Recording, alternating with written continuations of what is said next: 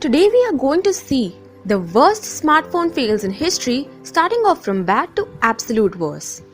Number 10, Samsung Galaxy Fold, for which all hell broke loose as Samsung's revolutionary phone started breaking before it even reached customers.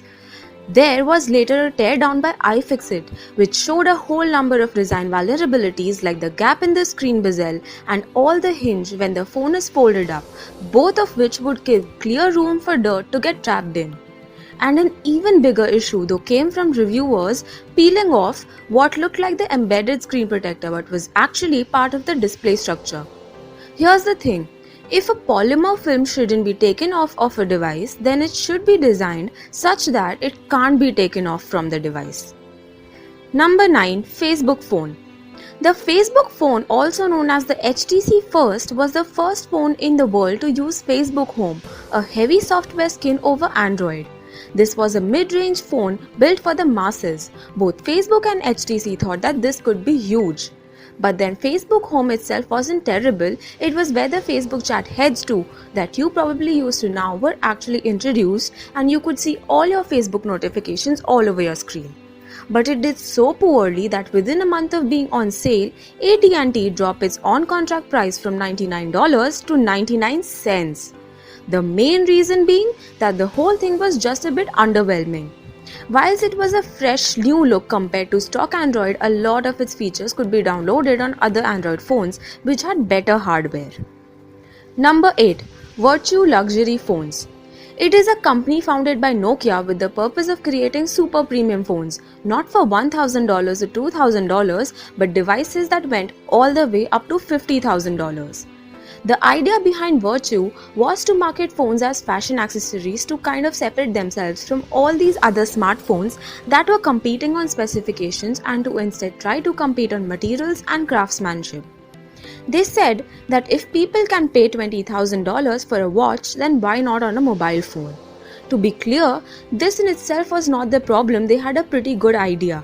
But the problem came because whilst these people were out there hand making small phones, they were up against companies like Samsung with the ability to mass produce. And so, Virtue was always behind the curve. By the time Virtue had released a phone, it was already a whole year behind in specifications, and when people are spending $50,000 on a phone, having the latest components is a minimum requirement. It wasn't long before the company was seriously in debt and then had to be shut down. Number 7. Google's Project Ara. It was a truly exciting prospect. We are talking about a completely modular phone that people could customize based on their needs. Those on a budget could pick and choose the features that were important to them, like maybe a large battery, and enthusiasts could go all out and build the phone of their dreams. Plus, it would be massively reduce the cost of upgrading. Instead of swapping a whole phone, you could literally swap parts that you wanted to change. From this project, there's also an environmental benefit as fewer devices would then be thrown away. So this kind of sounds amazing, but there were just too many problems with it.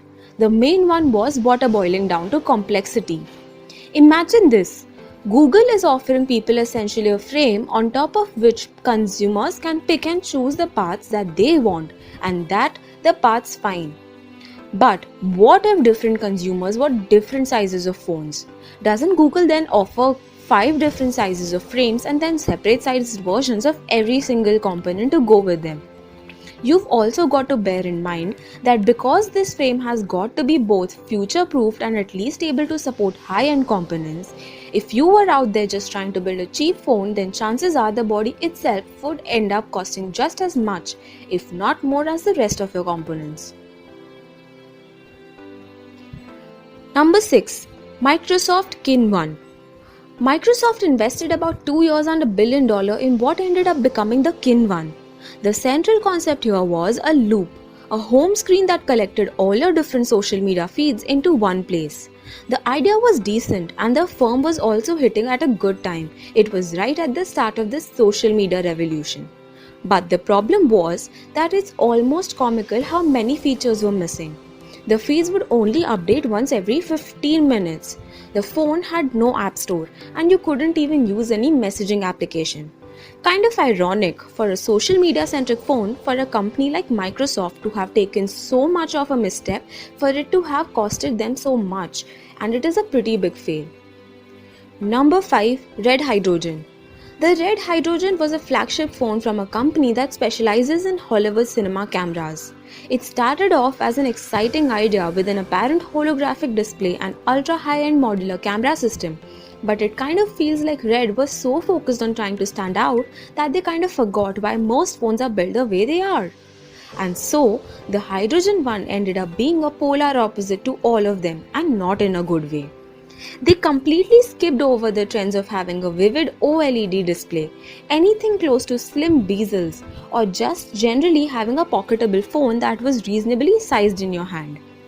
Adding to this that the device was delayed twice due to manufacturing problems, and this was one messy situation. Number 4. BlackBerry Storm. We are talking about a device here that has been described as the worst smartphone ever. That's quite the title, and part of what makes this such a miserable failure is just how much there was going for it.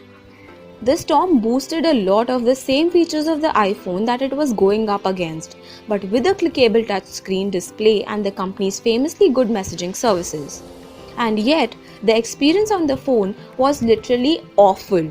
It used pretty much the same operating system as the previous non-touchscreen Blackberries, and so it was nowhere near as polished as iOS that was made for. This ironically coming from BlackBerry, the typing was really bad as reported. It was ruined by a combination of lag and only being able to touch one key at a time. Number 3. Freedom 251. The Freedom 251 was a smartphone by the company Ringing Bells, which went on sale for around just Rs 251. As you might have guessed, this thing pretty much destroyed the internet, for a bit raking in almost 50 million pre-registrations in the first week. But how many of those 50 million actually ended up getting delivered? Well, from the reports, it's looking somewhere between 65,000 and 5,000. And then because the managing director wasn't fulfilling his orders and had declined to offer a refund and more importantly threatened to kill one of his customers, he was then arrested. But he's out again now and he's trying to convince the government to subsidize the phone. What he's saying is that the whole of India would be better off if everyone had a Freedom phone, and so the government should be covering some of the cost so the Indians can still buy it at an affordable price. At the end, the whole thing was an absolute mess. Number 2. iPhone 6. If you didn't know, essentially the iPhone 6 and especially the 6 Plus were just not as resistant to bending as they should have been. There was a particular point in the chassis on which, if pressure was applied, the device would deform. On one hand, this was blown out of proportion as it was only really affected people who A. didn't have a case and B. were pretty careless with their device. But on the other hand, it almost didn't matter that was an issue, and because everyone likes to make fun of Apple. What started off as a forum post on Mac rumors became a viral YouTube video and joke from other brands, and then just straight up resulted in Apple's share price falling. Number 1. Samsung Galaxy Note 7. The reigning champion is still the Galaxy Note 7. If you didn't know, a number of battery issues led the Note 7s to be, let's say, more prone to exploding than they should have been, but that's not even the worst bit. Exploded phones were recalled, remanufactured, and then started exploding again. And even though this was a much easier mistake to make than what happened with the Freedom phone, which is pretty much a fraud. But Samsung has more to lose than Ringing Bells, and so the impact was larger. To sum it all up, Samsung had done two things that no company ever wants to be caught doing: putting the customer at risk and making the same mistake twice. Now actually, the two separate batches of Note 7s had different problems, but because they both have the same result and it wasn't really seen like that, Samsung lost trust, which is very hard to recover. Let us know what do you think in the comments below, and make sure to subscribe to our channel for more videos like these.